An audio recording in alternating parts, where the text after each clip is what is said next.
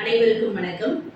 சுகன்யா, உதவி பேராசிரியர், doctor SNS கலை மற்றும் அறிவியல் கல்லூரி. இன்னைக்கு காணொலியில நம்ம பார்க்கக்கூடிய சிறுகதை கர்வத்தின் விலை. சிராஜ் அன்வர் எழுதினது, மொழிபெயர்த்திருக்கிறது வள்ளிக்கண்ணன். இந்த கதை பார்த்தோம் அப்படின்னா முழுக்க முழுக்க கர்வத்தோடு இருக்கக்கூடிய நிலையை எடுத்து சொல்லக்கூடியதா ரொம்ப அழகா ஆசிரியர் மொழிபெயர்த்திருக்கிறாங்க. இந்த கர்வத்தின் விலை கதையில 2 உயிரினங்கள் பேசிக்குது. ஒன்று கடல்வாழ் உயிரினமான ஒரு சிப்பி புழு, இன்னொன்று பறக்கக்கூடிய கருமை நிறத்தில் இருக்கக்கூடிய ஒரு காகம்.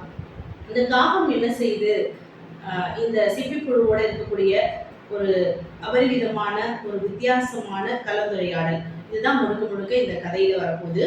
இந்த கதையில இருக்கக்கூடிய ஒரு மையக்கரு அப்படின்னு பார்த்தோம்னா, யாருக்கும் கர்வம் இருக்கக்கூடாது, எந்த நிலையிலையும் நம்மளுடைய நிலையானது மாறலாம் அப்படின்னு சொல்லக்கூடிய ஒரு அழகான மையக்கருவை உள்ளதா இந்த கதையானது இருக்கு.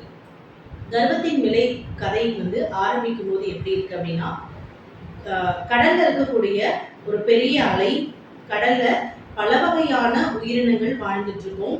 அப்படிப்பட்ட அந்த கடல்ல ஒரு பெரிய அலை அடிக்குது.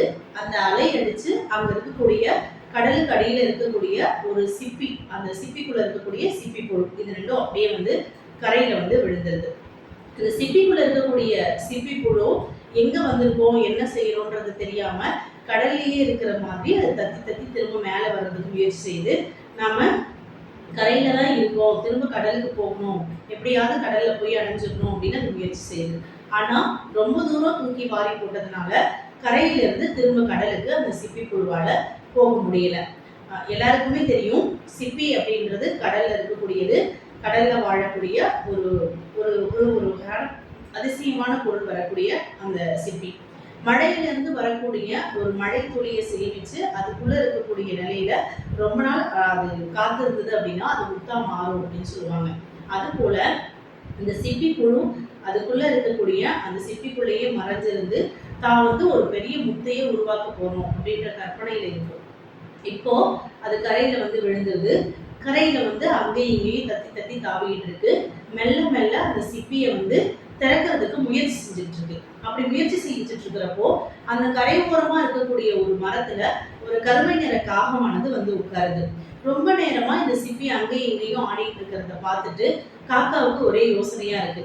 என்ன ஆச்சுன்னு சொல்லிட்டு அதை போய் திறந்து பார்க்கலாம் அப்படின்னு சொல்லிட்டு முயற்சி பண்ணது.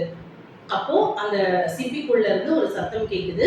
அங்க உள்ளுக்குள்ள இருக்கக்கூடிய சிப்பி புழுவானது இந்த காகத்தோட பேசுது. யார் என்ன வேகமா திறந்து பார்க்கறதுக்கு முயற்சி செய்யறது அப்படின்னு சொல்லிட்டு கேக்குது. அப்ப இந்த காகம் உள்ளுக்குள்ள இருக்கிறது யாரு அப்படின்னு சொல்லும்போது, நான் தான் சிப்பி புழு, நான் கடலுக்குள்ள வாழ்ந்துட்டு இருந்தேன், இப்போ இந்த அலை அடிச்சதுனால கரையில நான் விழுந்துட்டேன், நான் ஒரு முக்கியமான வேலையில இருக்கேன் அப்படின்னு சொல்லணும். என்ன தொந்தரவு பண்ணாத அப்படின்னு சொல்லணும். இல்ல நீதான் கடல்ல இருந்து வந்திருக்கேன்னு சொல்றல, கடலை பத்தி தெரிஞ்சுக்கிறதுல எனக்கு ரொம்ப ஆர்வமா இருக்கு. நான் இதுக்கு முன்னாடி ஒரு பல்கலைக்கழகத்தோட கட்டடத்துல தான் இருந்தேன், அங்கதான் வாழ்ந்துட்டு இருந்தேன். அங்க பேராசிரியர்கள் பாடம் எடுக்கும் போதெல்லாம் நான் கவனிச்சிருக்கேன். அதனால எனக்கு அறிவியல் இருக்கக்கூடிய விஷயங்கள் எல்லாத்தையும் தெரிஞ்சுக்கிறதுல ரொம்ப ஆசையா இருக்கு. அதனால கடல்ல என்னென்ன மாதிரியான உயிரினங்கள்லாம் இருக்கும், என்ன மாதிரி காக்கா இருக்குமா, குருவி இருக்குமா, குருவியோட முட்டை இருக்குமா அப்படின்லாம் சொல்லி கேள்வி கேட்கும். அப்ப நீ என்ன முட்டாளா, கடலுக்குள்ள எப்படி பறக்கக்கூடிய பறவைகள்லாம் இருக்கும், கடல்ல கடல் குதிரை இருக்கும், மீன்கள் இருக்கும், எக்கச்சக்கமான உயிரினங்கள், டால்பின்கள், என்ன மாதிரி இருக்கக்கூடிய சிப்பி பொருட்கள் இது மாதிரிதான் இருக்கும் அப்படின்னு சொல்லுது. சரி பரவாயில்ல, இவ்வளவு அறிவா பேசுறியே, நீ என்னதான் பண்ணிட்டு இருக்க அப்படின்னு சொல்லிட்டு கேட்கும் போது இந்த சிப்பி புழு சொல்லும், நான் உள்ளுக்குள்ளார முத்து தயாரிக்கக்கூடிய வேலையை, ரொம்ப முக்கியமான வேலையை செஞ்சுட்டு இருக்கேன், உங்ககிட்ட பேசுறதுக்கு எனக்கு நேரம் இல்லை அப்படின்னு சொல்லி இந்த சிப்பி புழு ரொம்ப கர்வத்தோட சொல்லும். திரும்ப இந்த காகம் அது கூட பேசுறதுக்கு முயற்சி செய்யும்.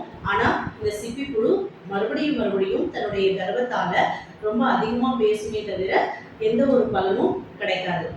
அப்ப இந்த காகத்துக்கிட்ட திரும்பவும், இல்ல நீ எனக்கு சொல்லு, நான் உன்னுடைய சிப்பியை திறந்து பார்க்கணும்னு ஆசைப்படுறேன், நீ உள்ள என்னதான் வேலை செய்யற அப்படின்னு கேட்கிறப்ப, இல்ல எனக்கு உன்னால பதில் சொல்லவே முடியாது, நீ தான் இவ்வளவு பேசுறியே, நீ உன்னால முடிஞ்சா திறந்து பாரு அப்படின்னு சொல்லிட்டு சொல்லும்.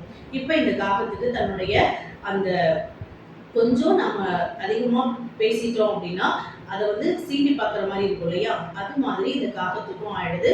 அப்போ இந்த காகம் என்ன பண்ணுது அப்படின்னா, வேகமா அந்த சிப்பியை அப்படியே தூக்கிட்டு போய் ஒரு பாறை மேல போடுது. இந்த பாறை மேல போட்ட உடனே சிப்பி உள்ளுக்குள்ள இருக்கக்கூடிய சிப்பி கீழே விழுந்து டமார்னு உடையுது.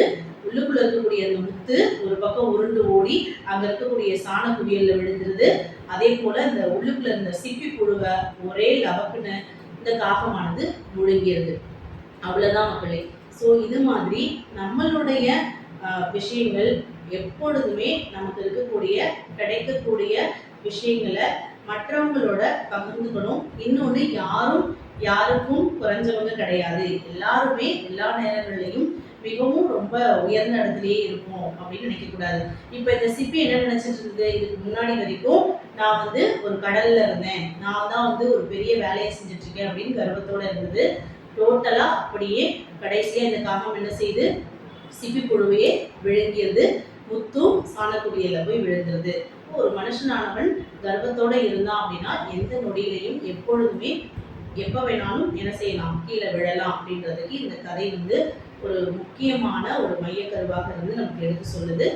அனைவருக்கும் நன்றி. நாம் அடுத்த காணொளியில இன்னொரு சிறுகதையை பார்க்கலாம்.